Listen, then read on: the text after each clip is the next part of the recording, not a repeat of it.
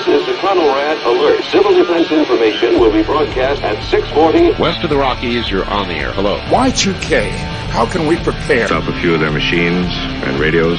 Throw them into darkness for a few hours. We are fighting for our lives. My family must survive. Over 5 years, 1,000 gallons of gas, air filtration, water filtration.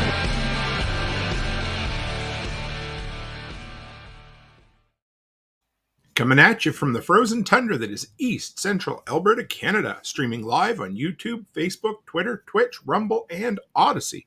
Welcome back to the workshop where we create community, find freedom, promote preparedness, and share success. I am Toolman Tim, and today is June the 15th, 2023, and this is episode 325 of Workshop Radio. How the hell is everyone out there? In just a couple of minutes, I've got two brothers in the background that look an awful lot like me. I'm going to bring them on, and we're going to convene another session of the Post-Apocalyptic Book Club. Real quick, before we do that, we'll get the announcements out of the way. And if you're wondering why it looks like 1970s wood paneling behind me this evening, it's because that's exactly what it is. I'm in the middle of renovations. The office is going to be significantly more soundproof with some upgraded electrical. And yeah, a bunch of things. I'll fill you in once it's done, but yeah, it's pretty close anyway. So first off, it's Thursday night, so let's remember our major sponsor, Fortress K9, my brother Joel. If you're looking to add a podcast to your ear holes, something that's going to motivate the hell out of you, check out the Protection Dog podcast over at fortressk9.com. Every single week, my bourbon-drinking, cigar-smoking brother Joel will give you a kick to the behind and say thank you very much, because he is just that kind of dude. He has rebuilt his life from scratch not that long ago and has become very successful for it. And he's the type of guy that will absolutely share what he's done and hopefully improve your life for it. Number two, speaking of friends, another really good friend, Nicole Sauce from Living Free in Tennessee, is running a homesteading starter pack. And there's actually 3 people in on this. So it's a 7-week course. It's a bit of an investment. Check it out. But there is Ryan Steva, who was on the show the other night, Leos from the from the Zello group, and Nicole herself that are doing in-depth courses on all the skills that you need to get started with homesteading. Code or the link is in the description. And finally, guys, I don't know if you caught TikTok today or basically any of my social media, but I got to, not inspire. I don't know what the right word for it is, but you're always going to get people in your life or people that don't even know you that decide they're going to shit on everything you do. And that's cool. You got to understand that Nate's laughing in the background. I can see him. So I learned something from a man much wiser than me, John Willis, who always said to monetize the trolls or to make money off them. And so I had a guy just recently, didn't know me from Adam, decided to comment on last Sunday's live stream. And they're basically like, why in the world would you ever want to shoot to be a full-time content creator? Why don't you do something better with your life? Like, create a business and make jobs for families. And I'm like, well, dude, I commented something back like, I'll take, I don't know what the hell I'm talking about for 200, Alex, because obviously they have never taken 5 minutes to listen to anything I've ever talked about.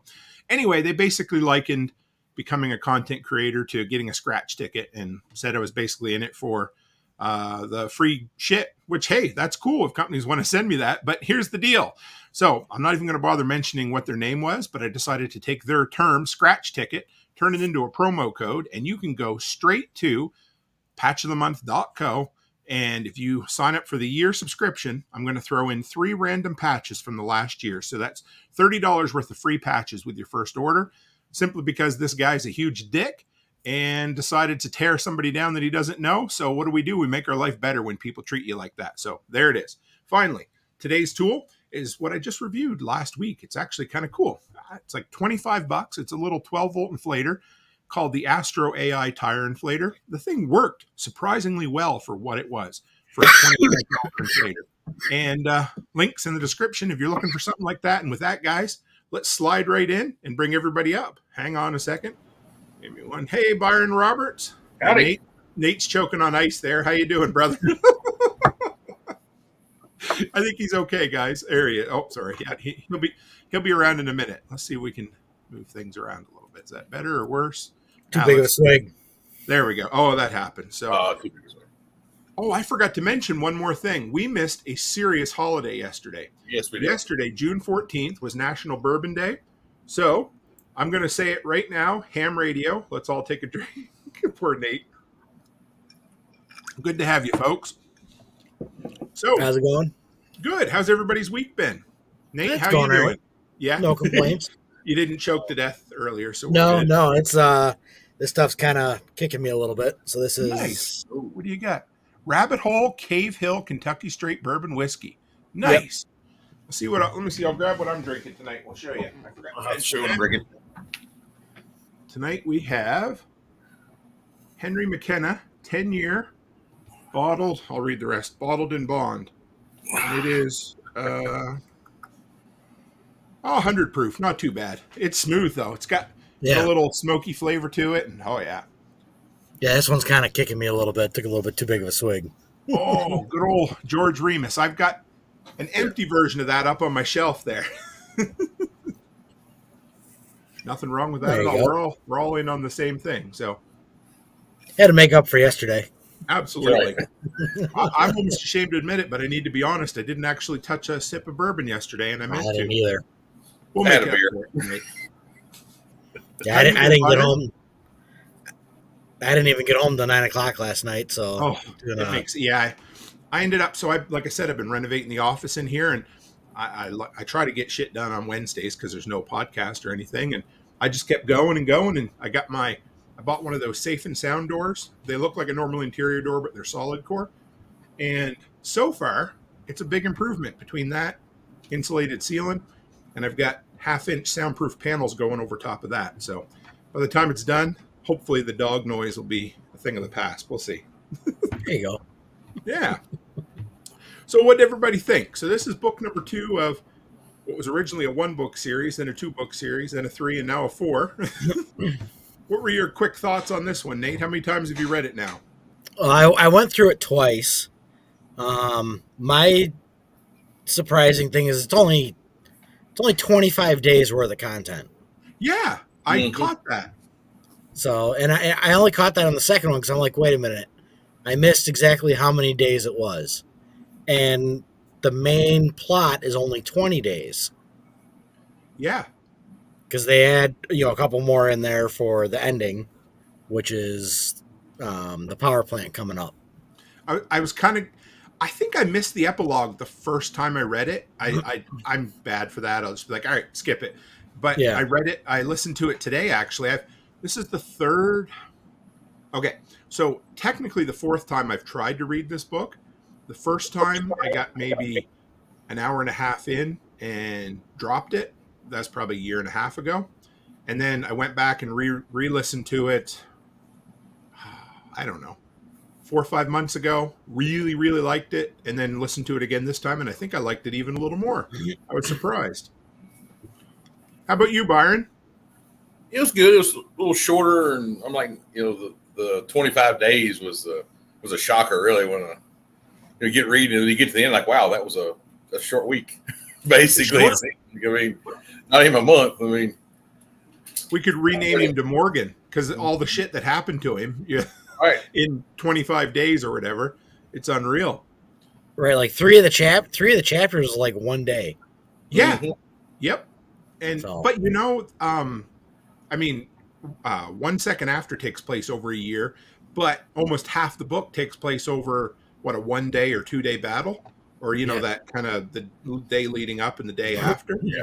But he has an interesting writing style. I kind of enjoy it. I've always said I really like when he tells the story almost in past tense. Same with the battle this time. A lot of the lead up, he cuts all that out, and he's just like, okay, here's the ending. Let's talk about it. Well, he didn't do a whole lot of that with this one. He drew out all the conflicts in this one. Well, that is true. There wasn't as much. How do you want to put it? Like I get they didn't talk about the what is it the preparation for the battle a whole hell of a lot, right? Which I appreciated, and especially the retaliatory battle. That one was quite fun, actually. That one went through pretty quick. You read that again today, didn't you, Nate? Yeah, I went through the whole book yesterday and today. Okay. And like you, I tried probably 6 months ago to listen to it. And I maybe got 2 or 3 chapters in, and I just hung it up. I'm like, this one's not for me. It's too boring.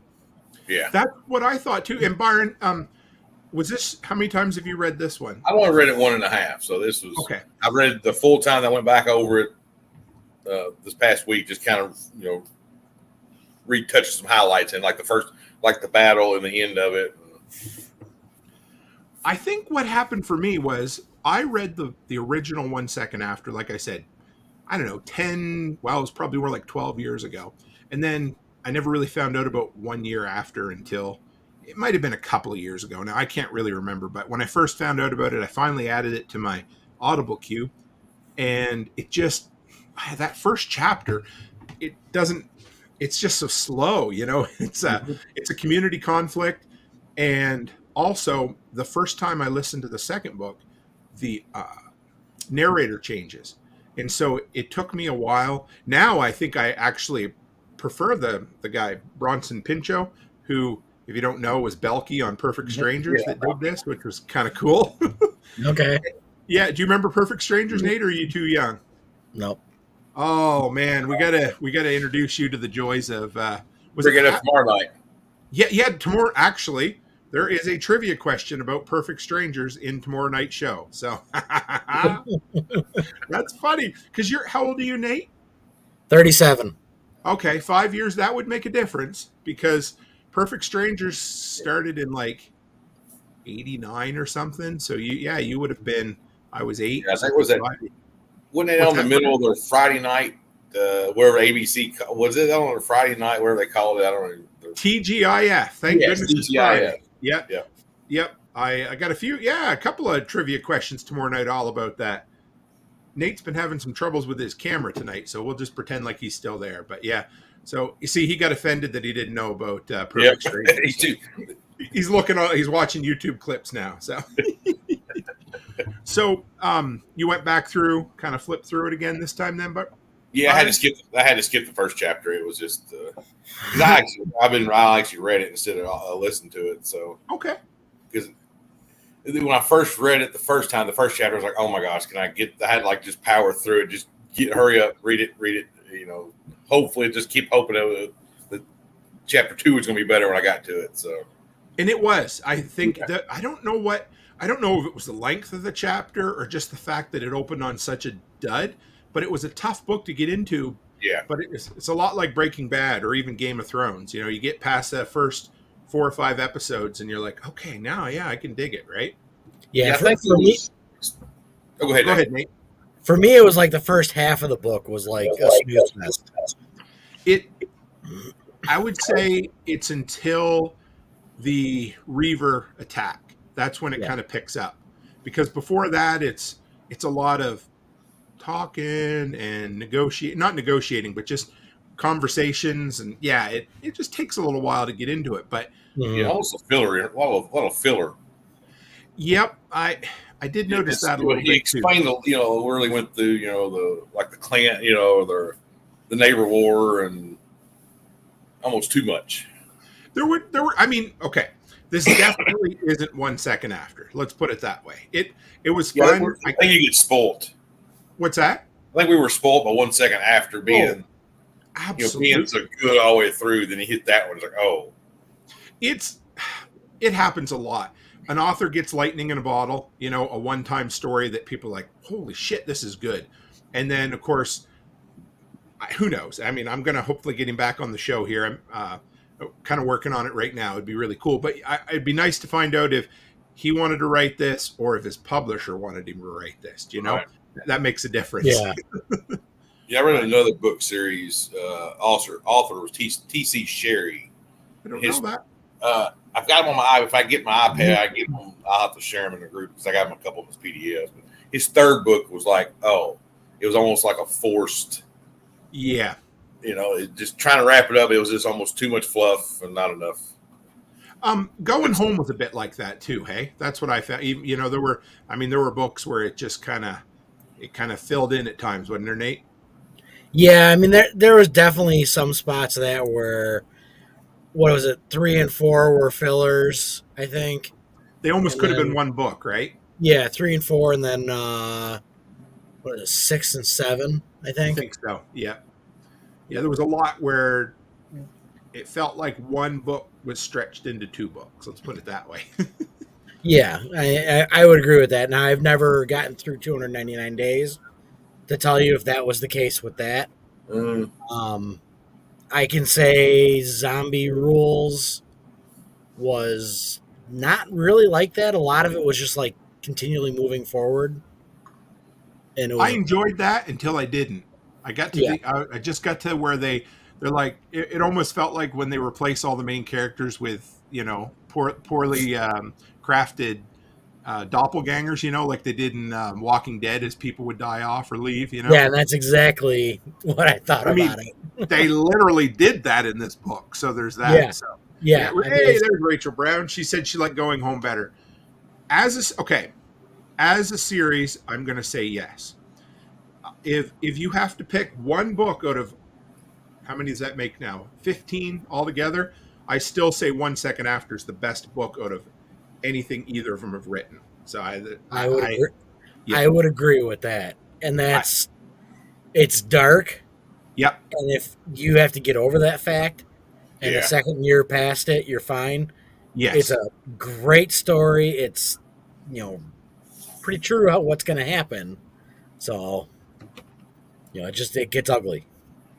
And you know what? Speaking of ugly, dark stories, we should say rest in peace to Cormac McCarthy, the author of The Road. He passed away this week. Yeah, I saw that. Yeah. He was a talented dude. I mean, for whatever you think of his stuff. He also wrote No Country for Old Men, the book that the movie was based on. If you've ever seen that movie. No, I have not. Oh, it's a good movie. I've never read that book, but anyway, he passed away. So there we are. Well, speaking of post-apocalyptic downers, that was definitely one of those. So, all right. So I went through and I took 3 or 4 highlights from each chapter. So I figure we'll work our way through and we'll see where we end up when we get to the end. So All right. the daughter got drafted. It opens right there. I mean, John gets woke up and he's like, "Hey, here's the draft notice." Anybody want to take that on? How would you react to that being at this point your only kid getting drafted? I mean, I'm not surprised they played this card. This book seemed pretty predictable when it came to a few things. After reading Going Home, it's like, okay, who's taking cues from who? Is kind of what I thought as well. Yes. Not to cut you off, but there's a few times in this book where it wasn't just Going Home, but it was cues from books and movies and different things all along. So keep going there. Yeah. Yeah. So I mean, it was like, it's hard to put it. I don't want to slam the book because the book was good. It was, sure. But when you start reading all these, you go down the rabbit hole of all these prepper books, they all kind of roll together. They short a lot of not cliches, but tropes, I think is the right word. Yeah, absolutely. Yeah. Just right quick, I'm throwing up a coupon code here for you guys. Nate, you can mention it as we go along, but I just threw it in the comments there for you. So. Okay, we'll talk about it later. We got a book to do. Yeah. So. Yes, I totally agree with you there, brother. There were a lot of tropes that, I mean, there's only so many story beats that you can put into something in a post-apocalyptic thing, right? Yeah, absolutely. Yeah. You have the draft, you have the attack. Now the fight in the last book, you more ran into past tense. Okay, here's what happened. We're done with it. We're walking away. Where you go into now, he goes step by step by step by step. It's like, we didn't really need it in the first one. We don't really need it in this one. So it was Dale, right? The antagonist in this, or yes, what was his last name? Was Byers? I can't remember. Anyway, we'll find it. But yeah, something. He was as on the nose a bad guy as it almost reminded me a little bit of reading Animal Farm. Have you ever read Animal Farm for school or anything? Oh yeah. And I mean, some pigs are more equal than others, or some animals are more equal than others. I forget how it went, but that's almost how this dude felt. You go in there and they're like, he's well shaven, He's plump. He's got cold water. He has air conditioning. It's like, And he has whiskey. And whiskey. Oh, yeah. Coffee. Absolutely. What's that? Good scotch nonetheless. Yeah. Oh, yeah. Dale Fredericks. Thanks, Yeah. Rach. Yeah, because he get calling Fredericks. Yeah. Because it's almost like a first name, so I get them back and forth on him, you know. Mauser's drinking Knob Creek.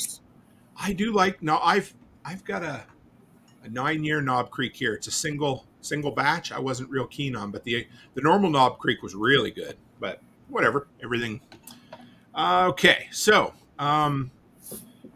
foreshadowing with the tooth, the problem with the tooth, that really gives me shivers. Oh. What do you think, Byron?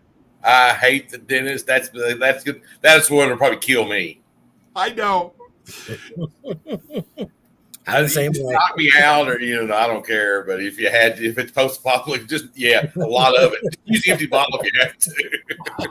The problem, of course, you drink a lot. It increases your blood pressure. It thins your blood. You're more prone to bleeding. Like, oh man, woo. The hand drill, or the foot drill. Yeah. That was no. I can't stand the electric drill. It's just no. For the air drill. I don't like. The worst part of getting a cavity drilled out at this point for me is probably the smell. That. Yes, they don't burn. Yeah. Cool. And of course, in this, there's no. He's got no flush or wash to clean it out. Yeah, it was almost. Yeah. Oh, it was gross. So we got a young illiterate in here this evening. Backwoods Butcher. Good to have you, brother. I need to reiterate. I don't read anything. I listen to everything. So yes, yeah, I'm the oddball I read. What's that? I'm the oddball I read. Yeah, that's okay. I used to, and then I realized, I whatever you want to call it, my the way I learn is through auditory, and I download a lot better. And plus, you get a lot of Nate, any of us, we have a lot more earbud time than we have sitting on our ass reading time. So it just kind of mixes things up. It's usually my late night. Mm-hmm. Done for the night. I'm going to sit there and read for an hour or so, then go to bed. So what happens to me is I'll be like, all right. And then John pulled out the gun. I'm like, I wonder what I could do in the garage tonight. That's how we're reading. If I'm sitting down with it, my brain is just off somewhere else. So it's usually if you're on or John Willis is on, that's usually my reading time. I've got something going in the background. I can hear it. I don't have to concentrate trying to watch something. So that makes me smile. Thank you. It's because I can hear. I know what you're saying. I know what he's saying. So I'm good. So Rachel says bleach plus isopropyl alcohol equals chloroform, if I remember correctly, for educational and entertainment purposes. Yes, entertainment purposes. First. Yeah. So, 2 other quick thoughts about this first chapter. The Franklin clan, they called them survivalists. So this book opens 2 full years in, right? Is that correct? Yeah. Yes, day 7:30. 7:30, and I think you have him getting that, and then there's also the BBC. Right. Yeah. So I was quite impressed that the Franklin clan not only survived but thrived. He makes a point of saying they never once came to town for rations. They took in new people, including what did they call him?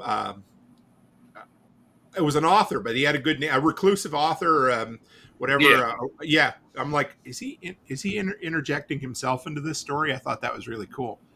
But yeah, so it was neat that they never did. And then how about the charcoal powered vehicles? Anybody catch that? Or yeah. Mm-hmm. Yep. I heard that. I'm like, the first thing I thought is gasifiers. Me too, right? And I was like, yes. So we have some comments from the audience. I just want to share this one from Backwoods Butcher. It's pretty important. Said, was reading my toddler a story at bedtime a while ago, and she put her hand in the book and said, Dad, can you even read?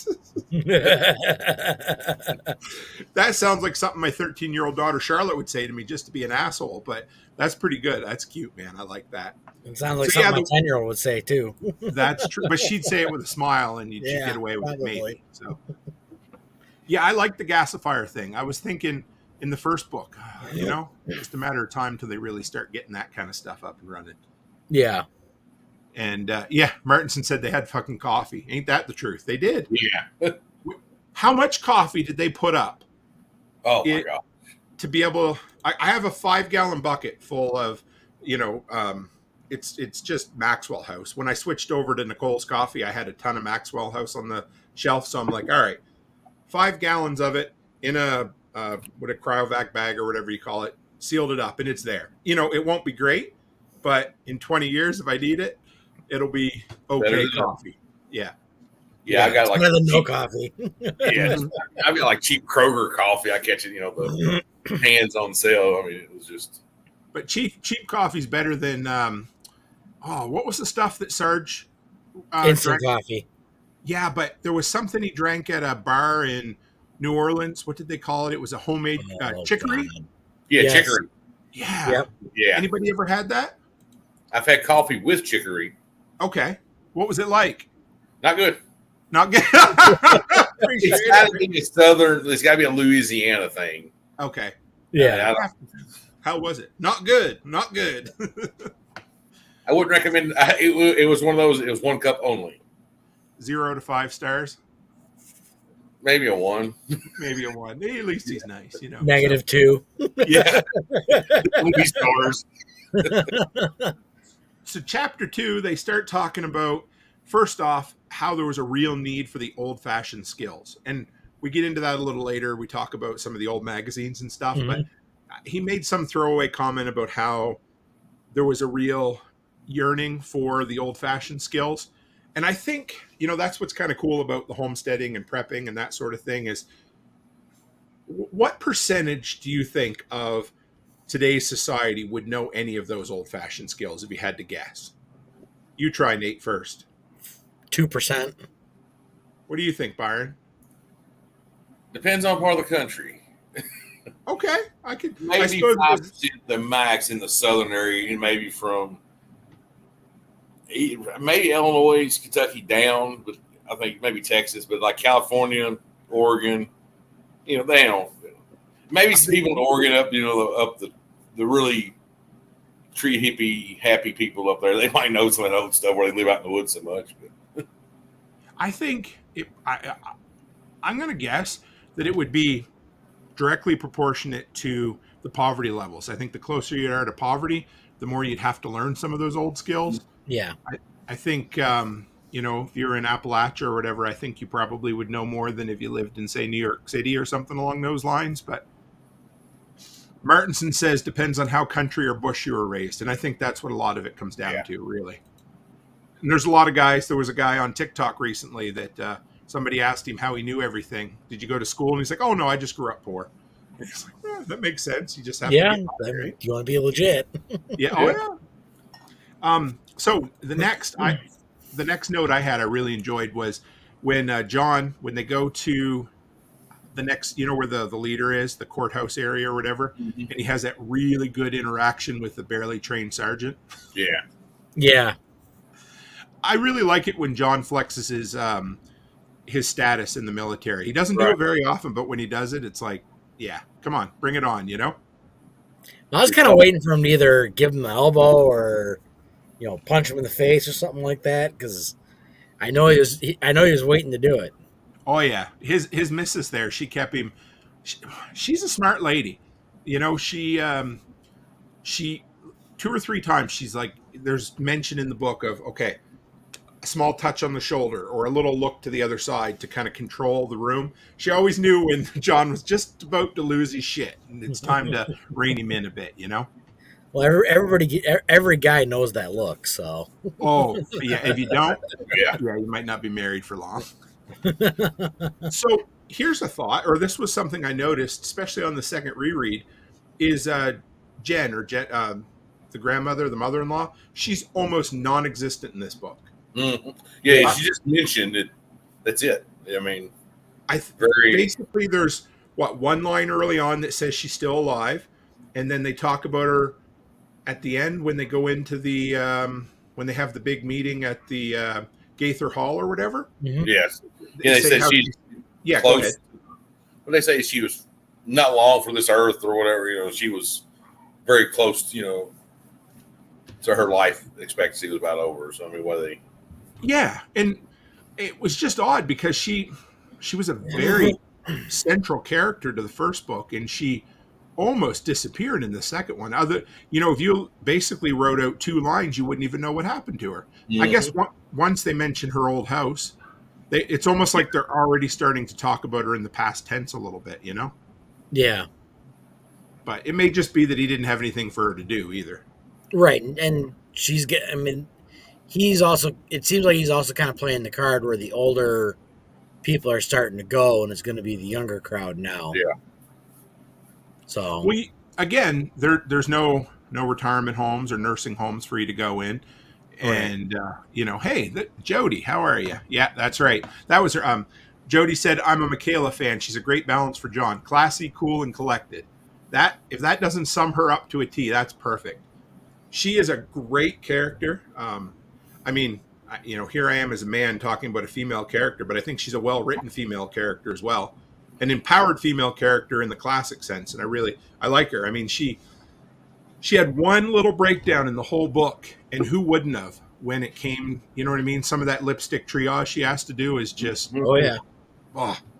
Well, she had 2. She had the lipstick triage, which got to her, and then the little boy with his sister. Oh, jeez. You gotta make... Yeah, that was... Ooh, anyway.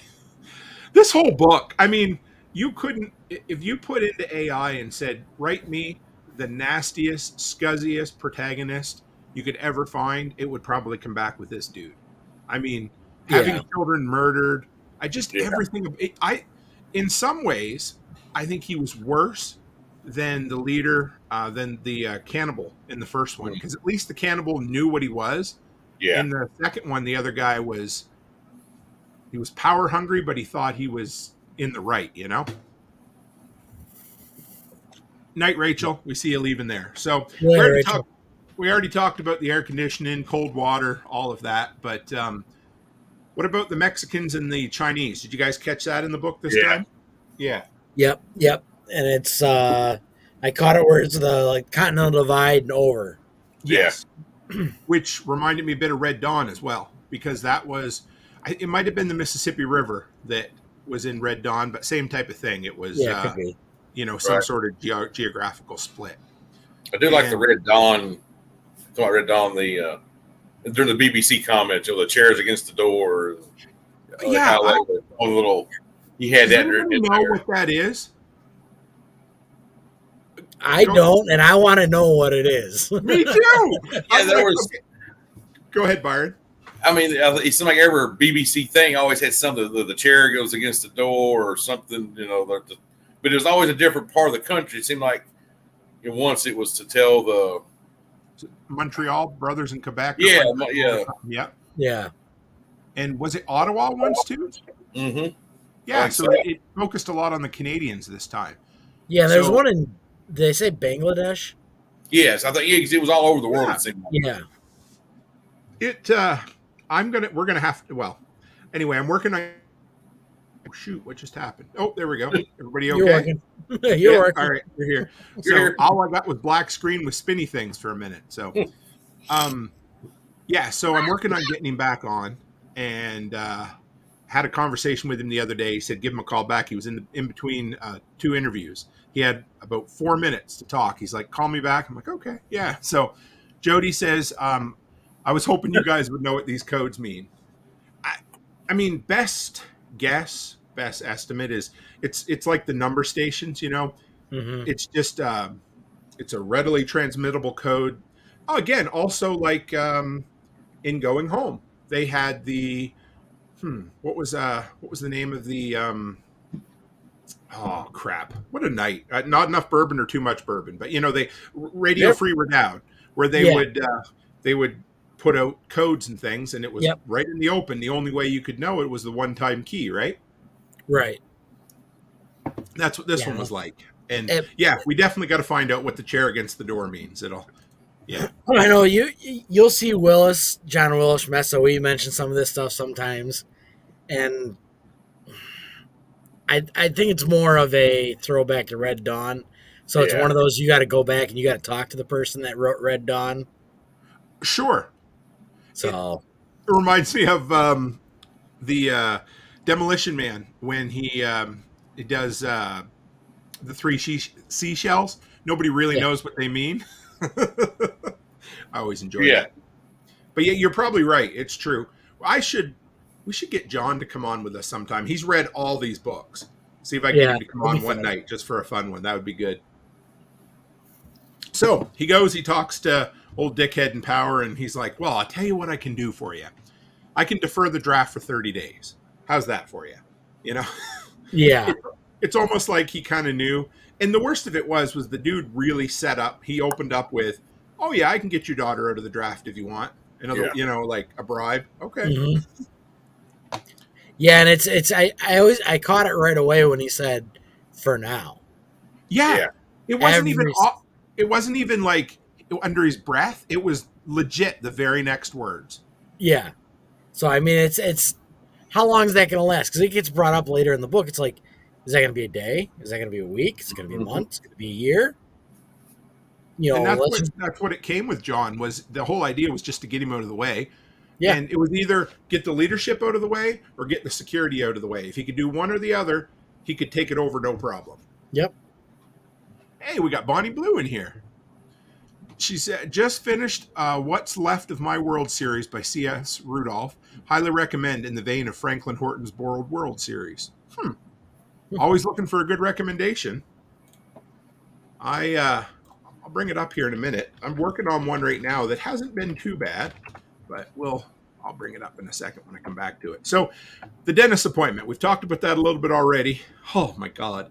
Between the hammered in gold, the foot powered pedal drill, and I can't even imagine what ether makes you feel like. Like my dad had some of that when he had his lag set back in I think it was the early 60s. And he said he was almost instantly nauseous. And I couldn't, when my dad was a kid, he got his leg caught in the PTO of a tractor and he looked down and the bottom of his foot was facing up at him. Oh. Yep. And somehow he doesn't walk with a limp, he has a little bit of arthritis in it, and they give him some ether when he was a kid. And he said within, I was like 5 or 10 minutes, he was puking all over the place. So, I've never, anyway.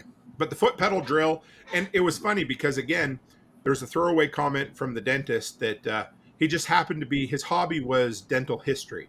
So he had a passing knowledge of how this shit worked. And he's like, he's like, I put a drill bit in, and all I can picture is, some old Amish lady, pumping away on a treadle sewing machine. It's like, because exactly, it's going to go up and down. There's no steady. Oh, geez. Anyway, yeah. But who has a foot drill just laying around though? I mean, I know. Oh my goodness.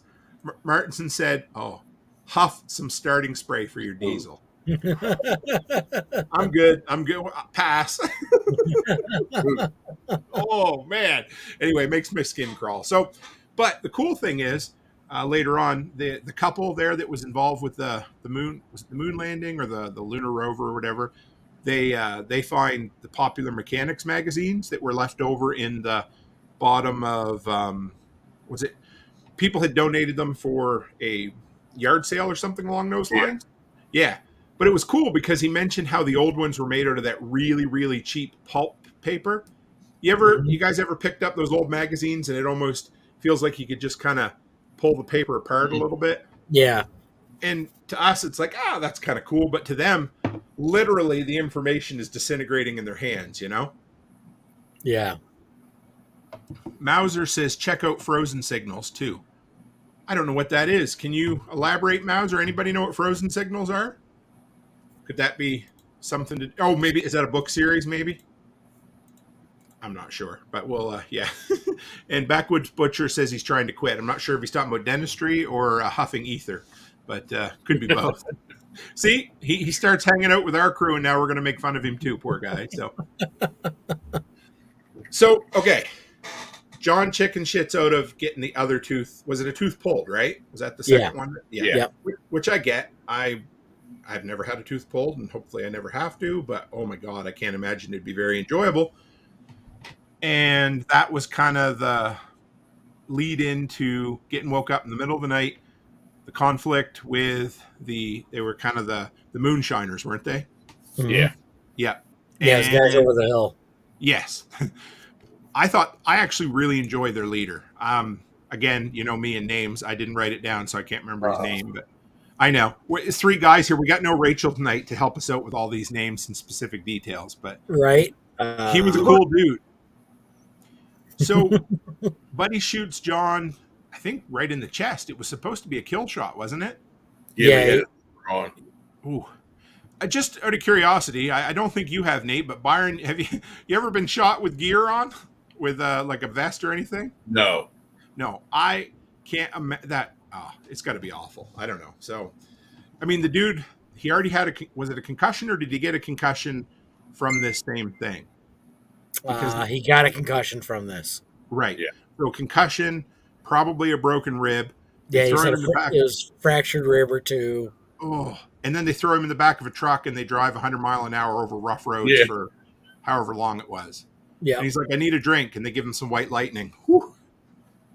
Just, yeah. And then Maggie with her big bottle of aspirin. Oh, I forgot about Maggie. I didn't even put her in the, It was quite funny how she's like, just take an aspirin and call me in the morning. It's like, okay, there you go. And, oh man, Backwoods says he had all 4 wisdom teeth taken out only with a local. That wasn't fun. I can't imagine it would be. He's a tough bugger, that thing. I thought millennials were wusses, but wait, he might. No, he's not Gen Z, is he? Poor Kyle. He'd be like, why do I come in here? Everybody just picks on me. So I really, really enjoyed the back and forth between John and the leader of the, I guess they'd call them the Reavers, even though they weren't really the Reavers, but that's what the leader called them. I liked how they both knew what they were doing. It wasn't a compromise. It was just kind of a discussion. Whereas John was ready to die if he had to, and the other dude was like talking out loud. Well, how do I kill him? Do I kill him? Well, what happens if I do kill him? If I don't kill him? I like that a lot. And then they end up trading him for a bunch of salt. So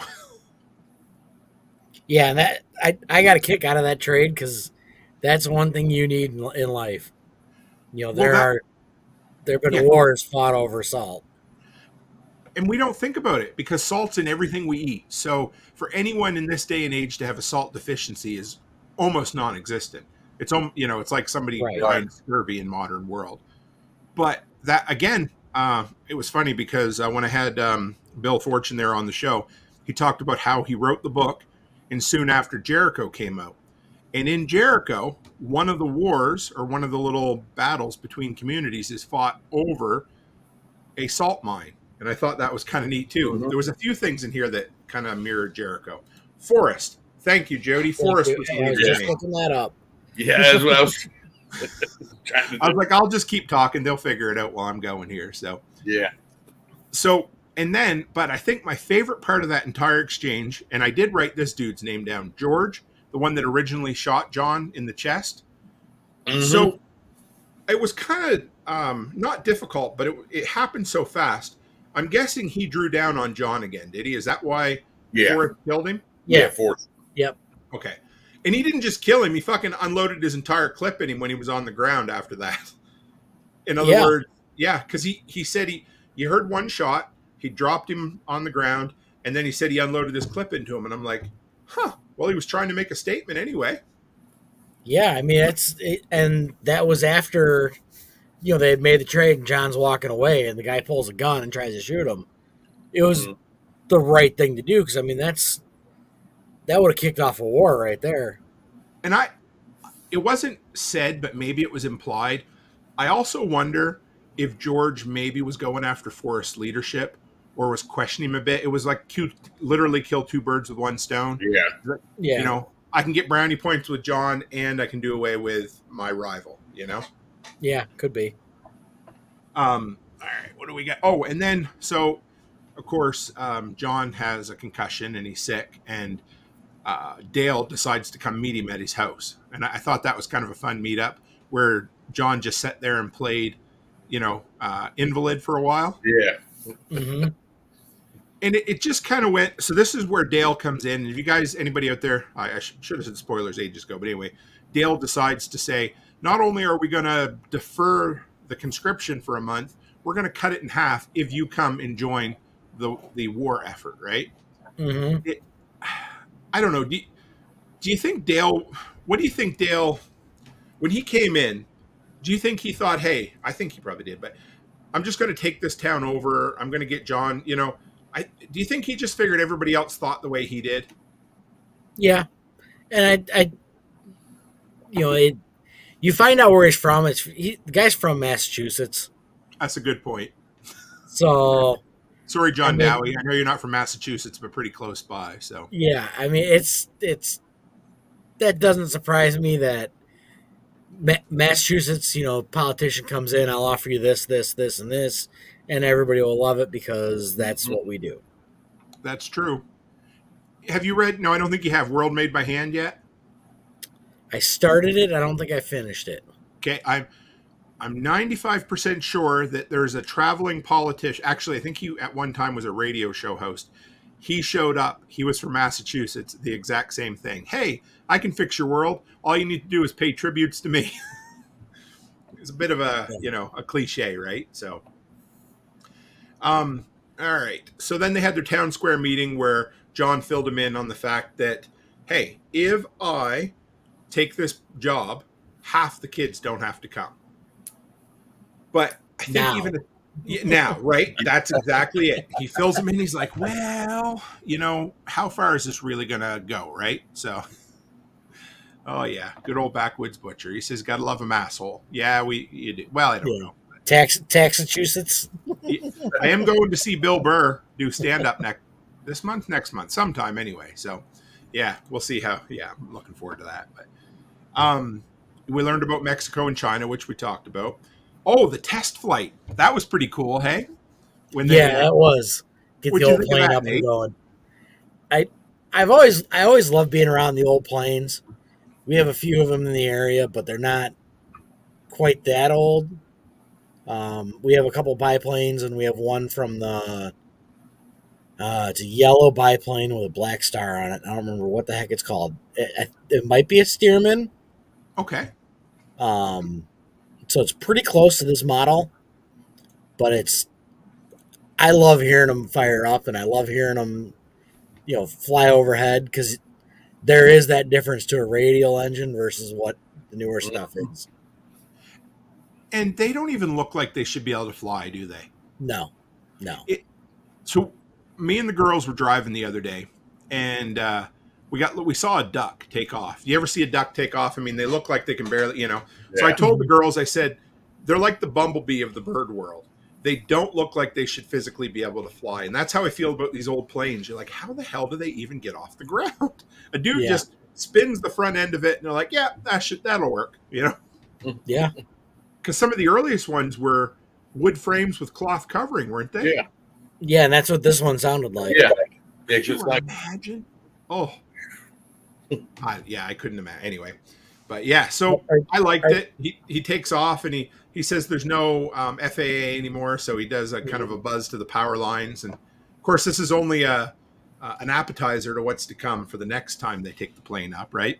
Yep, right. Yep. Now, are any of you guys...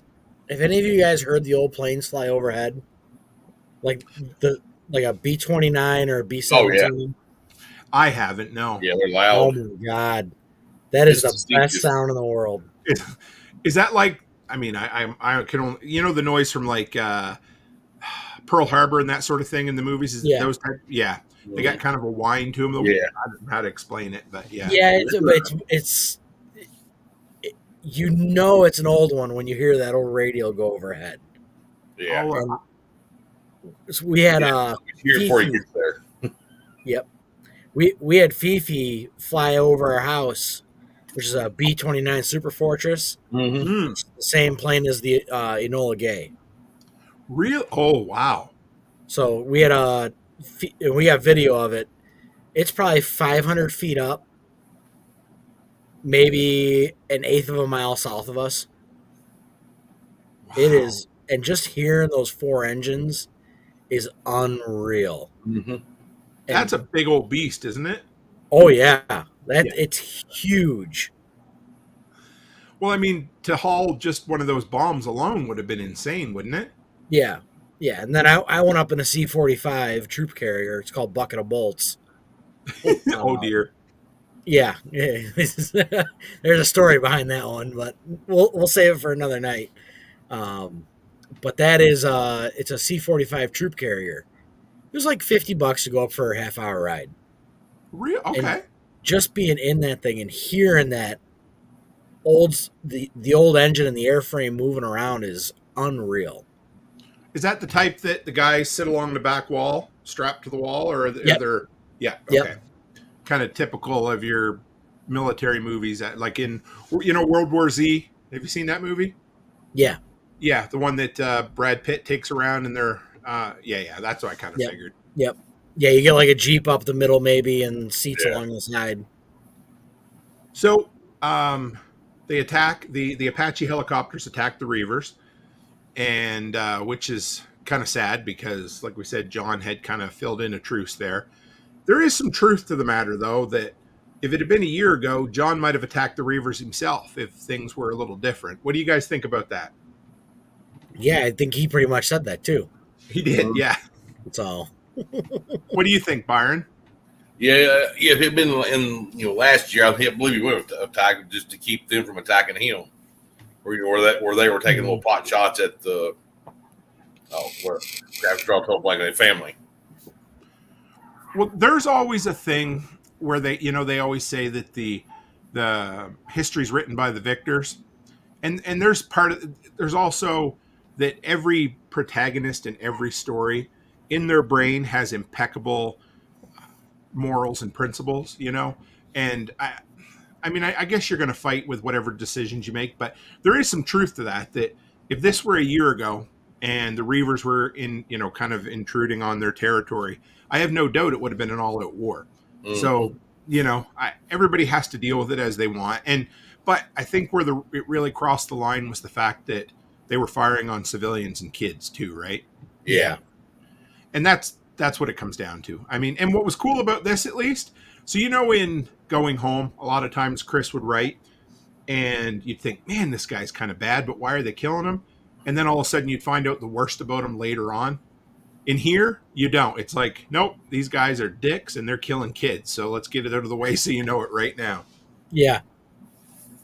So, yeah, John goes and gets the pilot, and he's like, hey, let's go for a flight. And how much was it? 500 feet. It took him, how was it, 5 minutes or 15 minutes to climb 500 feet? Does anybody remember? I think it was 5,000 feet. I took it 45 minutes. Yeah. And it was rather windy. Yeah. And I don't think I'd ever want to do that. Yeah. Yeah. He asked his weight too, and he's like, I'm 185. I'm like, how many freaking people are 185 right now? That would have been, I suppose that would be thick for somebody then, wouldn't it? Yeah. But today that wouldn't be. Not even close. But yeah. He's probably tall, though, I'm thinking, right? Yeah, probably. Yeah. So, again, I really like the streamer note that he dropped down to him. Yeah. I love how they always, the kind of ingenious end of things where they come up with a way to communicate, even though people maybe, just stuff we wouldn't think about. Yeah. Simple things, again, like we talk about in the Going Home series, where depending on which way the birdhouse is facing has to do with where people are hiding, that kind of, or again, we'll go back to the chair being against the wall or against the door. Yeah. We don't know what that means, but it's dead simple communications, right? Yep. And the three flags. Oh yeah, the three flags. Run three flags up the flagpole at the car dealership, right? Yep. Which was cool because that was enough to get him to back down. I mean, he knew, hey, I can bring my wounded to John, and you'll look after him. Yeah. So, okay, they take him in. They go through the hospital. The people are hurt. They're, it's bad anyway. But, and then of course Dale shows up again. Was it the next day or the same day? And he said, "Guess what? I'm taking all of your prisoners with you." What do you think about that, Byron?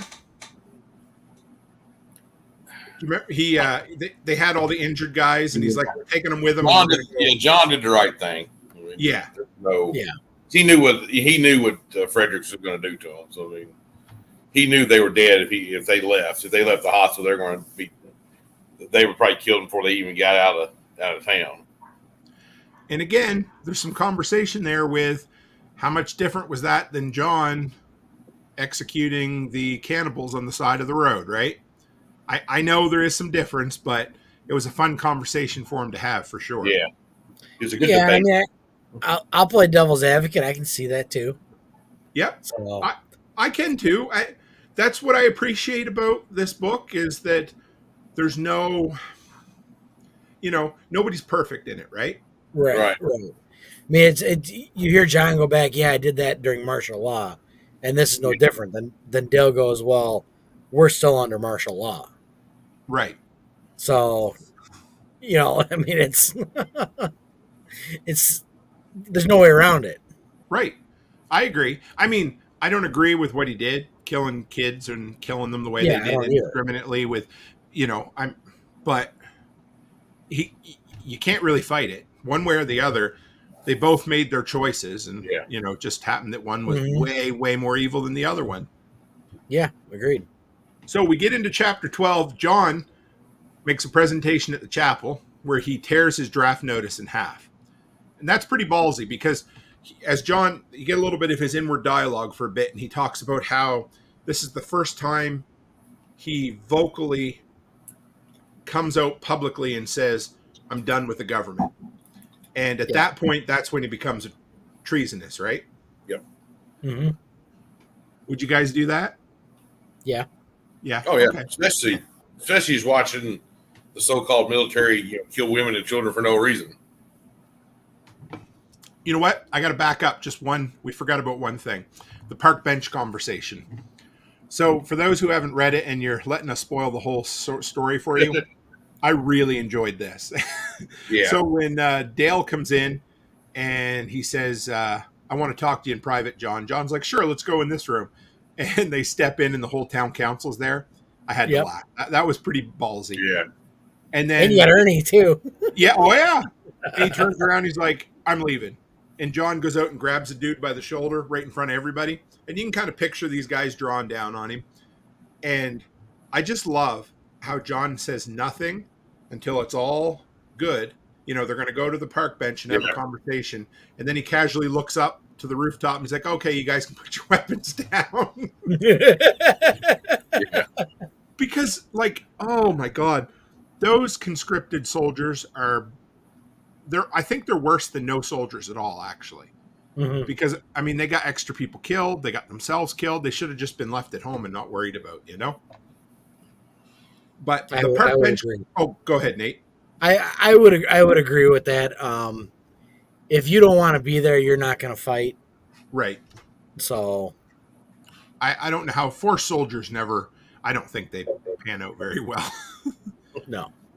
But the park bench conversation was good because John says that's the first time that Dale let that false facade drop for a minute, and he finally got to see the real piece of shit that he was. Hey, so it was only for a second, but he let it slip, and that was because that's when Dale calls him a son of a bitch, and in that perfect, I don't know that Massachusetts accent that the narrator does. I'm like, that's pretty damn good, actually. That only showed up halfway through the book. Yeah. Did you notice that? What do you mean? That accent when the narrator was doing it was started at about halfway through the book. I did notice that, actually. That's kind of funny. He was there were times early in the book that he played John like a Southerner too. I don't know if you noticed that or not, but that stopped. I almost wonder if they're like, we got a couple chapters recorded. We're not going to back and change it, but you need to change those accents a little bit. Yeah. Because, especially that first chapter, he really played John like a Southerner. And I'm like, he's lived there, but he ain't no Southerner. He's a Jersey boy. No. Yeah, exactly.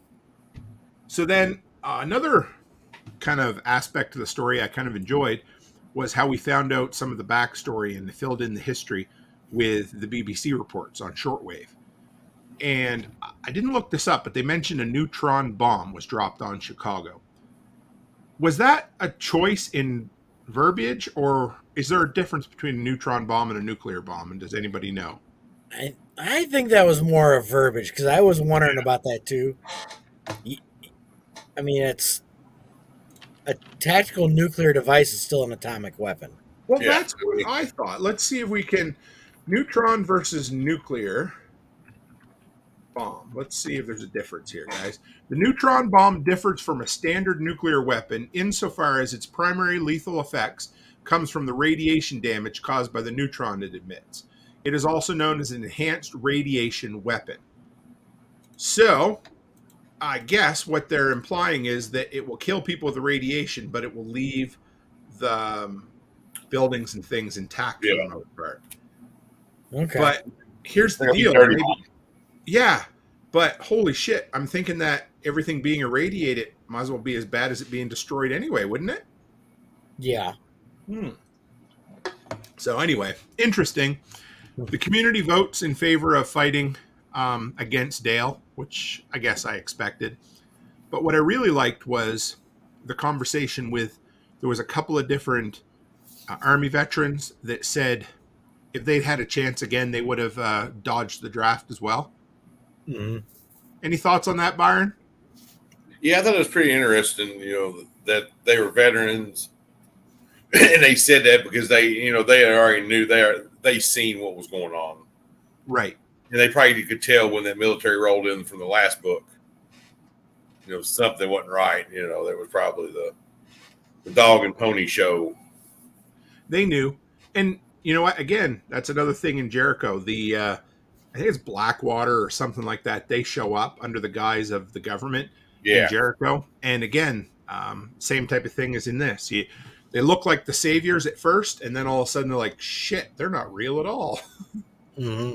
But it happens. And I think it happened in Jeremiah, too. There was a time when the military rolled through, and they were asking for donations to help them get on. And it turned out it was just a bunch of guys that found a tank and some uniforms. They were just playing the part, right? Right. So then comes the attack, which we all knew was going to happen. It still really sucked. But they hit the fire station. They hit the town hall. I think they make 3 runs with the Apaches, don't they? Yeah. Yep. Yeah, it's 2 or 3. Yeah. And I loved, so they come in, Frederick's guys, they're like, do you think they were there to kill the guys in the hospital or to extract them? Probably kill them. I think kill them. I was thinking that too. I wasn't sure. So, I think they're probably just level the hospital.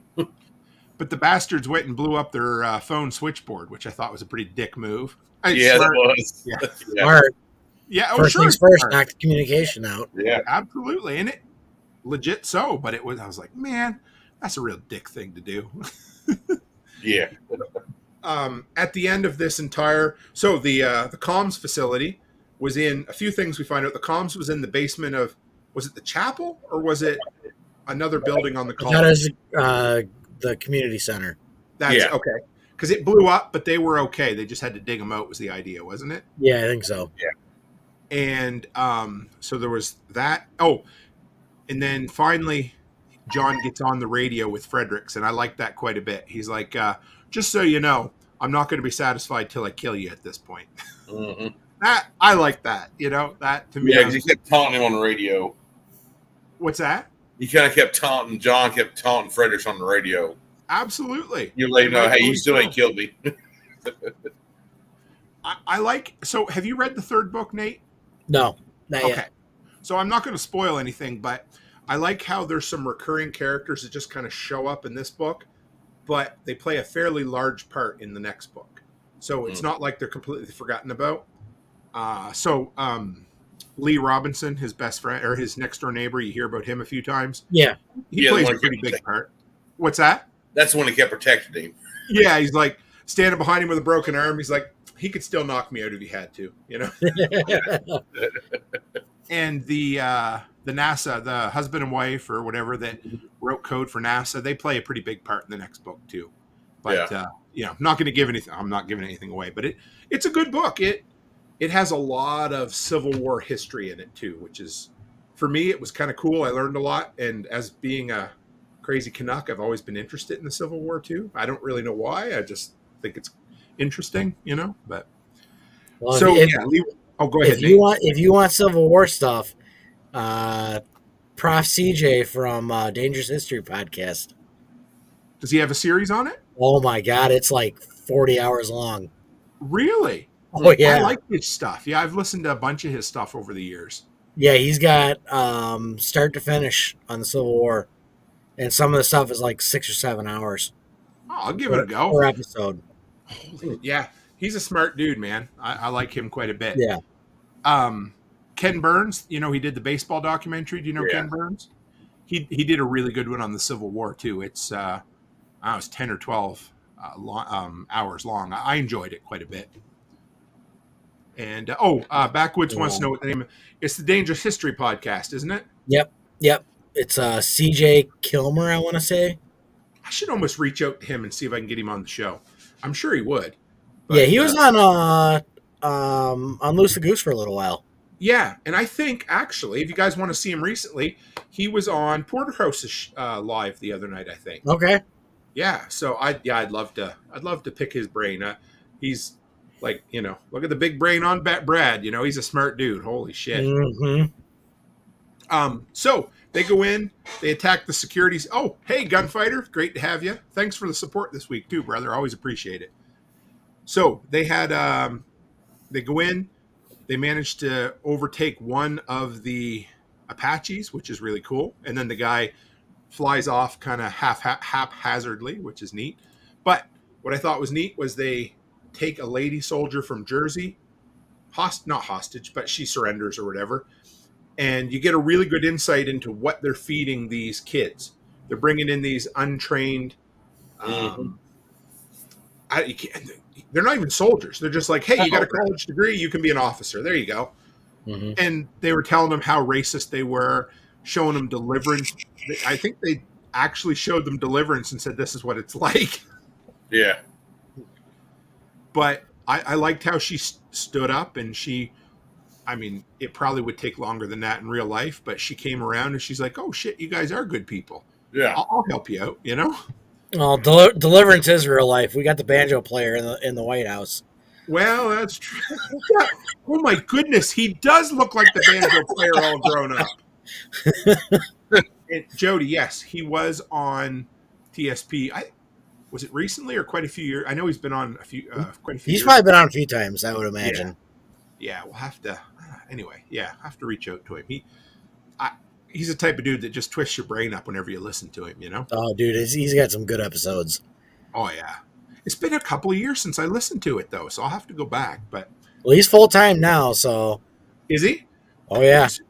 Did he retire, or did he... He left college, I think it was December, maybe? It's been relatively recent. Okay. That's or cool. maybe I'm thinking it was last year. I don't remember. I know it's been within like the past year or so. Was it on his choice or was it kind of a force? Yeah, good for him. Yeah, because there's a lot of good people that left jobs not because of their choice. You know what I mean? So, Coffee and strawberries. Anybody remember coffee and strawberries in this? So they John wakes up. He takes a little nap. He wakes up and they had coffee and freeze-dried strawberries. Oh yeah, branched up. Yeah, I thought that would have made your day. Hey, waking up to smell that. Oh yeah. Hey, Mauser. Frozen Signals is a prepper book centered around comms in a bad winter storm. We'll have to check that out. That sounds like it's right up Nate's alley, doesn't it?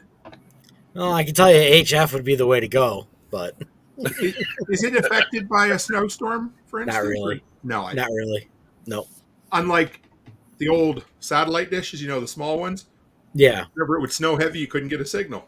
Yep. The higher the frequency you go, the more line of sight it is. Oh, okay, that makes sense.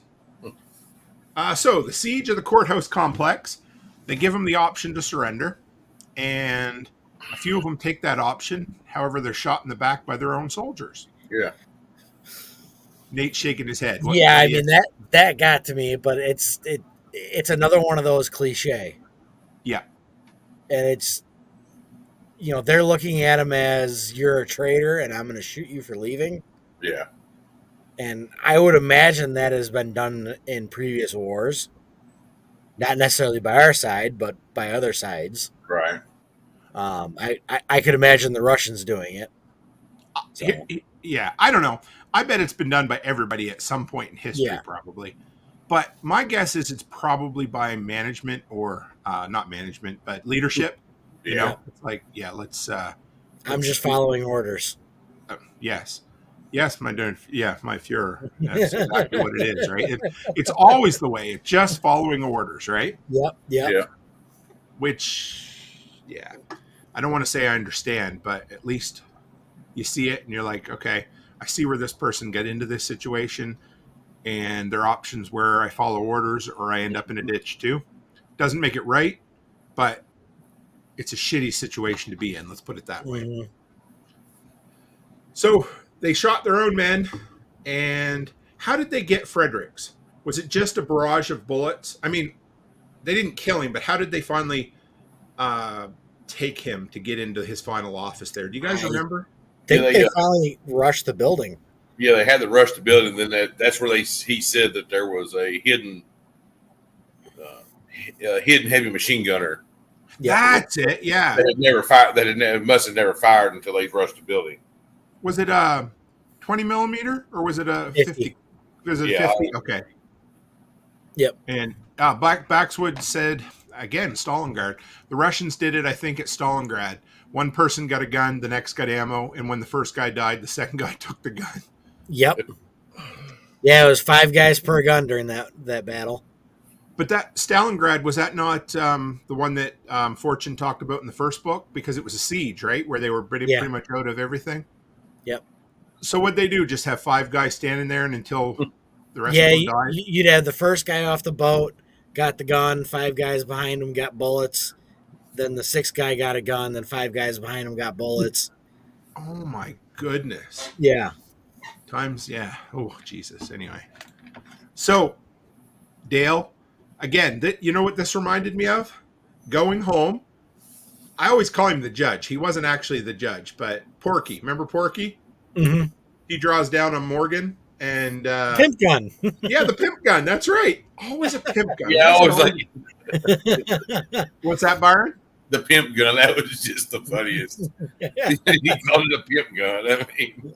Because Washington in the last book had a pimp gun, or he didn't have a pimp gun, but he shot somebody drawn down on him with an old-fashioned pimp gun, remember? Yeah. Yeah, it was one of the... Well, I guess they were a biker gang at one time, whatever they were called. I can't remember what the name of them was, but yeah, he shot him. But yeah, so Dale pulls a handgun out, and who was it that shot him? Do you remember? I think it was Ernie. Ernie? And Ernie came from the Reavers, didn't he? Yeah. Yeah, that's what I thought. No, he was the antagonist in town. Yeah, Ernie almost makes you think. Yes, that's right. To me, he put me in the mind, or not in the mind, of the inside guy of, what's his name, Forst. Yeah, could be. Forst said he knew everything was going on, like he had somebody in. Yeah. Oh, okay. Communication. To me, that was just my assumption was that's that a really good insight, Byron. Ernie was either the inside guy for Fredericks or the guy for Forst. And I think he was the inside guy for one of them. I would say Forst more than Fredericks. I think so. Yeah, I got to go with that. I think you're right there. Especially when I heard it, when Forst was talking about having an inside guy. But the only thing made me think of maybe Fredericks, the way Ernie killed him all of a sudden. Instead of giving John a chance, or because maybe he was worried. My first thought was he was worried Fredericks was going to start spilling the beans. He's inside. What all the secret stuff was, or whatever they might have going on. Man, I got to start reading like Byron does, always looking for the conspiracy behind things. Geez, that makes it more interesting, doesn't it? I like that. That's good, man. I like it. So then, we killed the antagonist, which was very satisfying. I thought it was a very good death. I think the only way it would have been a little bit better. You remember when Sarge killed the Homeland Security guy really, really slow? Mm-hmm. Kind of strangled him while he looked at him. I thought that would have been kind of fun, but you know what? A bullet to the head works too. So yeah, I mean that's the second shot. Walks up, just, boop. I do appreciate it when they kill him and they don't give him time to lip off. There's none of this, a long old waxing eloquently telling them all about the plan to end the world. And you're like, just shut up. So Asheville and Black Mountain decide to form they called it a consolidation. Yeah. Which I thought was kind of cool because they were the ones, they were basically the Black Mountain was going to blow up the water supply at one time, right? Mm-hmm. Yeah. It was kind of nice that they come together.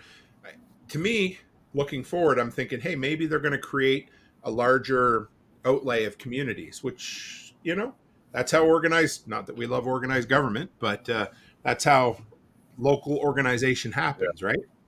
Yep.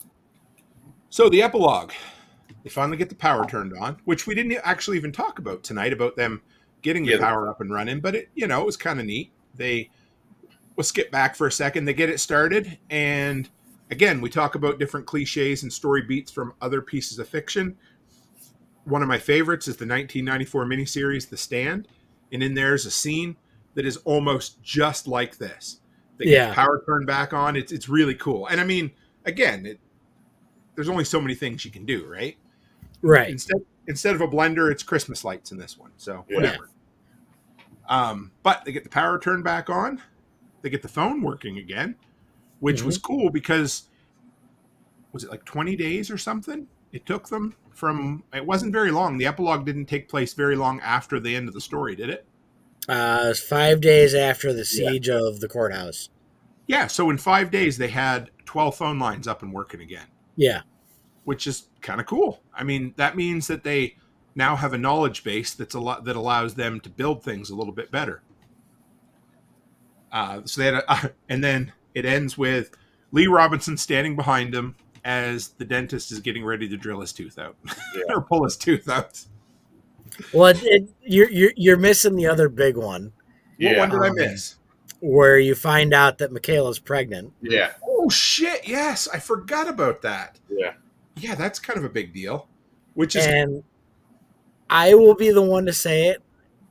Her offering to name the baby, if it's a girl, after his daughter that died from diabetes, kind of pissed me off. A little bit. I know she meant well. But it just, I know. Yeah. Jody said the baby with exclamation points. Absolutely. And you know what? Maybe it was an offer. Whether I don't, truth be told, I don't remember what happens in the next book for most of it, other than a couple of the big story beats. So I'm not sure. But yeah, I don't know. I get it. I know. I think she meant well. And hopefully John takes it the right way. But I get you. I understand what you mean. Yeah. Yeah. And that wound's still there. You're only talking what? A year and a half? Yeah, a year and a half, something like that. They didn't mention Rabs in this at all, did they? Yeah, they did. 3 or 4 times. When did they was talking about how thin, dirty, and thin he was getting. Oh, no, Rabs the bunny. Sorry, the little bunny rabbit. Did they mention that? Yeah. Okay, I didn't remember that. It was a couple times they mentioned when he was going out to the grave and when he went to go talk to his oldest. Yeah. He spent an evening out at the grave, didn't he? Yeah. He said, or when he was talking to his oldest, he's like, this is not a discussion for Rabs. Right. Yeah. Jody, I appreciate that. You're right. I thought it was sad, like a black cloud hanging over the baby, always reminding them of the lost daughter. Mm-hmm. It's like parents who name a kid after their loss, when they lose a kid, and they're like, that's not fair to the kid, right? No. Mm-hmm. No, I get you. That's a good point. Absolutely. It's one thing to name them after a parent that dies. I'm okay with that because that's honoring the heritage or honoring the history or the memory of them. Yeah. But kids, I get you, Nate. I do there for sure. So let's, you guys gaze into the, your crystal ball, put on your glasses. Oh, wait, Byron, have you read the next one? No, I haven't. Okay, good. This is fun. So I can't remember what happens, and you guys don't know what happens. So this would be good. But you can tell us something. We believe it. Yeah, so aliens or something. Who knows? They might be zombies. Did you say aliens? Yeah, aliens or zombies. You can tell us. How did you know? Yeah, see, lucky guess. So they go. It's crazy. It's just like War of the Worlds or Yeah, it's they land and right on a ball field, and they come out and introduce themselves to the president. It's interesting. I mean, I don't know, you just don't see it coming. It goes from a plain old nuclear civil war to holy shit, it's Independence Day and we need to fight the alien. No, I'm just got it. Yeah. So what do you think, Nate? Where do you think it goes from here, brother? Well, they kind of foreshadowed it. I have a feeling the grandma's going to die. Okay. They'll probably make a big deal out of that. Ben is, because this is going to be what, 5 years? 5 years. So now I can't remember if it's 5 years from the original day, or I'm thinking, I think it's 5 years from the last book. But anyway, either way. Okay. So Ben's going to be running around like crazy. John's the good guy, so he's probably going to stay alive. I'm going to go with Forrest is going to die. They're going to lose a doctor. And there's going to be complications with Michaela. Fair enough.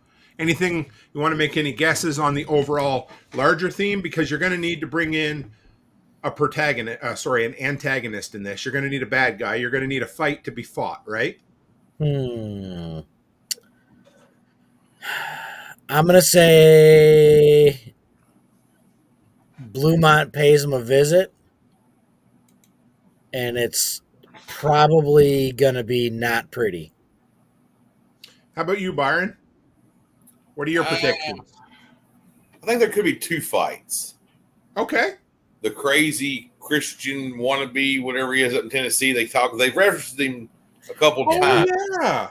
Right. In the first book and this one, because that's, and the blue one. I think one of the two, or maybe a little bit of both, I think there'll be a federal fight against there, or at least there will have been by the time, since it's 5 years. Okay. What about, and maybe some local skirmishes with the people from Tennessee, maybe trying to encroach, since maybe they hear they have power and they have phones. And well, they're in Knoxville, which is not very far from Black Mountain. What would that be? I'm trying to be. That's only 3 hours, 2 hours drive, which is a bit of a hour drive. and a half. Is it? Yeah, just through because Yeah, Knoxville, right in the foothills of the mountains, isn't it? Yeah, because I can get to Knoxville. From Knoxville to like Gatlinburg is maybe an hour and a half at the most, and another half hour over to the mountain. I mean, because when I left Camden last year, it was 7 hours from Camden to Saluda, and I think Knoxville was that 4 hours, 5 hours from Camden. So yeah, across 40, it's probably about 4 or 5 hours. So I mean, that's a bit of a drive, or it's a bit of a walk if you're a crazy, militaristic cult. But if you're on the interstate, you make good time. So it'll be interesting. Yeah. Do you want to make a guess for any of the characters that may or may not make it through the next book? I would say the mother-in-law will probably not be in there. I think it'll be a little bit of a backstory, maybe how she passed, or I'm like Nate. There'll probably be something with the baby. There'll be a complication because you don't have the modern technologies. Think there's anything to do with ham radio in the next one, Nate? Perfect world. If there isn't, I'll be shocked. Okay, just thought I'd throw that in there. I saw you taking a drink, so. I mean, it's pretty well standard in all these prepper books. It's there. So what was I gonna? Any other this book was one that we were able to cover effectively in one episode. It's not nearly as deep, and it doesn't feel nearly as epic as the first book. Yeah. Right. Yeah. Yeah. Yeah. It's only a 25 day period. So but I've enjoyed it more each time I've read it. Right. It's a faster book. It comes Just together well. There is a lot of cliches in it, of course, but the writing's still good. I had no problem with the writing. Yeah. I think he's definitely top notch when it comes to prepper porn. I don't know if there's any other modern authors that would be as good as him. Anybody you'd think of, Nate, or? It depends on your style. I mean, if you want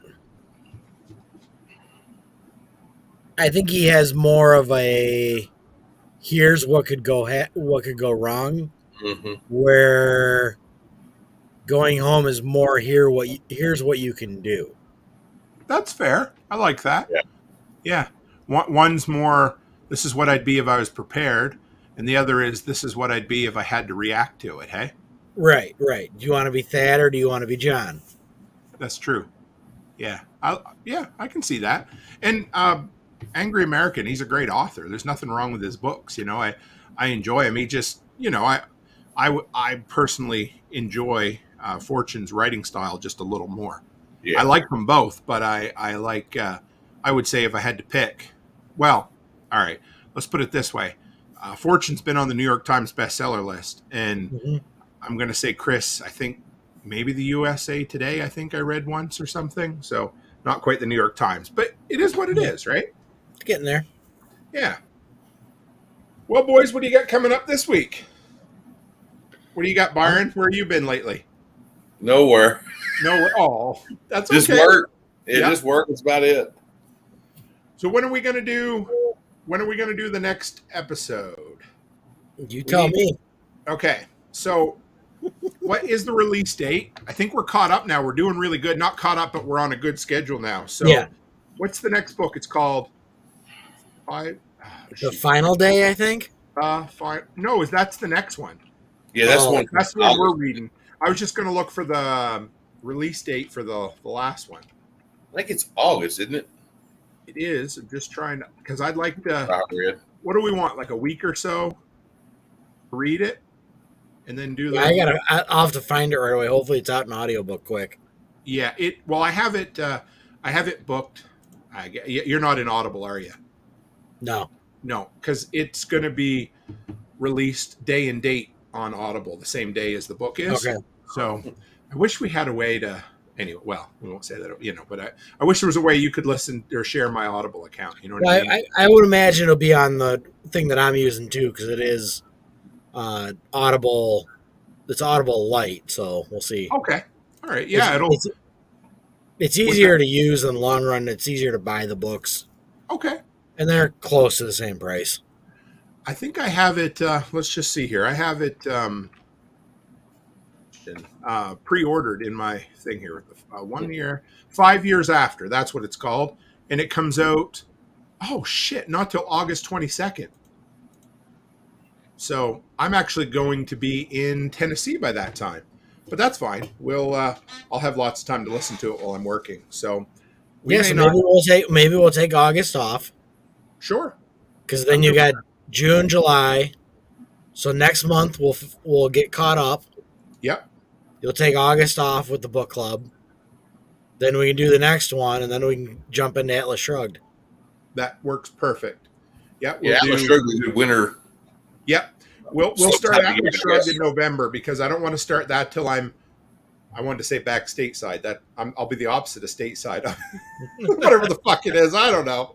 Yeah. So yeah, all right. So let's plan on July 13th. How's that sound for the next show? So everybody's listening, they know. That'll give us a month to read the book. And then we'll plan the middle of September for the last one. That'll work. It'll work. I'm excited. So where do people find you there, Nate? Well, you can find Aaron and I at twochickshomestead.com. Yes. We do weekly / bi-weekly podcast. Depends on how we're feeling and how much time we have and how much content we have going on. It's starting to pick up a little bit. We got some rabbits that are getting ready to go in the freezer. Nice. Aaron did a batch of comfrey in the freeze dryer. Okay. So we're going to make some more comfrey salve. We have a ton of it in stock right now. And we are currently researching getting into farmers markets in the area. Are you? Okay. So, but for the workshop crew, there was a link that Tim put up earlier. Yep. That I'll link share it again. is for all you workshop listeners. You click, it'll give you 15% off any item on our page. Dude, that's really generous. I thought you said 10%. Thank you. Did you originally say 10%? I think it's either 10 or 15. I'm pretty sure it's Whatever. 15. It's a deal. You Yeah. get comfrey salve, a really cool patch. Rabbit's feet? Are there rabbit's feet in there? I do have a couple rabbit feet on there. This is the patch. Kind of. There There you go. So we Very got a bunch of those, and then rabbit's feet. Which I have to say, they might be lucky rabbit's feet, but they weren't too lucky for the damn rabbit. It's only one day. Only one day. Yeah. And then we do have some rabbit ear dog treats. Really? And then this up and coming, we are talking about processing the pelts out for dog treats. How does that work? We'll cut them down in strips, braid them together, and then run them through the dehydrator. Yes, sir. Got to make sure you charge for that. Sounds like a lot of work. Yeah, it'll be a little bit. So we'll have a little bit of fun. So okay. We do have two different types of comfrey salve in there. We have coconut oil based and tallow based. And really? The tallow based, everything is sourced from in our town except for the vitamin E. That's actually really cool. It is. I just want to show this. So U.S.A.'s coming to visit you. Do you know that? Yep, U.S.A. is coming. It's not quite Parks on the Air weekend. It will be weekend. The ARRL Field Day event. We do have Tim and I are going to have a discussion on Sunday. Yes, so yes, we are. You'll need lots of this. Fair warning. Yeah, I'm off Monday. if anybody's new, we have a rule around here. This actually started on, wasn't it on Fireside Freedom, was it? Or? Yeah, it's Fireside, yeah. Whenever Nate or someone mentions that 3-letter word that says starts with H and ends in ham, then we all have to have a drink of whatever beverage we're imbibing in that evening. So Yep. So we're gonna go over Field Day. Ins, outs, and how to do it. And I'm gonna set up my station this weekend outside, take some pictures so we can share some stuff like that. But yeah, U.S.A. is coming in from it's what, an 8-hour ride for him to our place. I love that. So how crazy is that a whole bunch of us are willing to drive an entire day's drive to meet up with a bunch of our imaginary internet friends to hang out with like-minded folk, eh? Yeah. I know. It's worth it. I don't care who you are. It's worth it. Take a chance. You know, the chance of ending up dead in a ditch is pretty slim, like 2%. So you're good. Take a chance and go meet some strangers, you know? Yeah. I mean, it's pretty slim. So it is. I mean, I think it's only happened to one person in our community so far. So we're good. Yeah. As long as it's not me, we're good. What's that, Byron? Don't get the van. This is free your ice cream. Yeah. Or free 10mm sockets. One or the other. Yeah. 6.5, but still. Yeah, that's true. Well, see, U.S.A., if you go, then, and if you survive, you're going to bring that number down just a little bit. That's all I'm saying. You know? Yes, Backwoods is driving 19 hours to SRF. Again. There we go. There we go. I shook my hands up. I was all excited about going to SRF, and shit went sideways. I have not had internet connectivity issues in months, and all of a sudden tonight it's happened twice. So, but I can't wait to meet Kyle in person. It's going to be great. We'll have a good time. Yeah, what's SRF for you? 30 hours from here 30? to Canada. Okay. Yeah, 3 10-hour drive, 3 10-hour days, and so 37 to Saluda for prepper camp. Yeah, it's 7.5 for us. Man, that's nice. You don't seem like you're that far from me, but you are. It's just, you know, we looked it up. It's a solid 24 from me to you. I know, and it doesn't look that far on a map, does it? No, not at all. But it's also 24 down to Fort Lauderdale for us. Right. Wow. U.S.A. says, "What qualifies as survive?" Yeah. Yeah. we you know what? If there's nothing else we haven't learned from modern society, it's that language is fluid. We get to choose our definitions behind our terms. So, you know, you could jump off a cliff, end up dead, and we can still say you survived because that's our definition of alive, right? So, Yep. so yeah, you're going to be on Sunday night, Nate. We're going to have a good chat. We're going to talk a lot about ham. The comm shows are always a huge hit. Always. It's neat. Good. I think it's because it's the thing that so many of us want to know about, and we just don't take the time to learn. So we get to lean on people who are much smarter than ourselves. And what do you think about a comm roundtable episode sometime? Get 3 or 4 we can guys do that. on. That'd be fun, hey?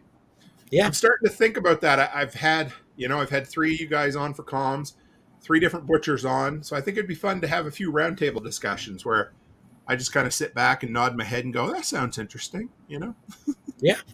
Absolutely. And tomorrow night, we're doing something totally friggin' different.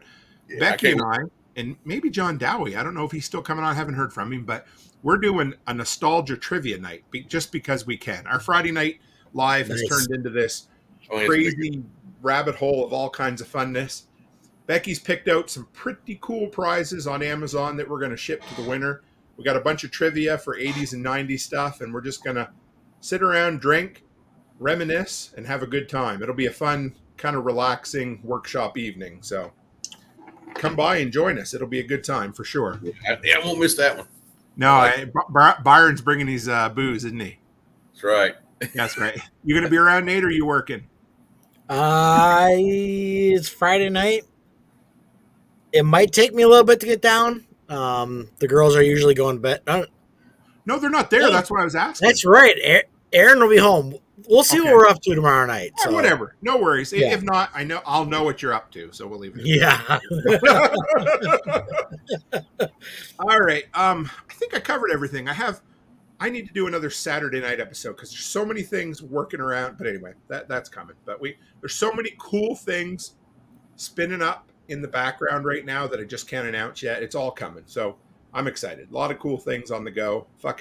We're going to turn around and summer's going to be gone. So we do. Yeah, June's halfway over. So I know. And it's just is what it is, right? So here we are.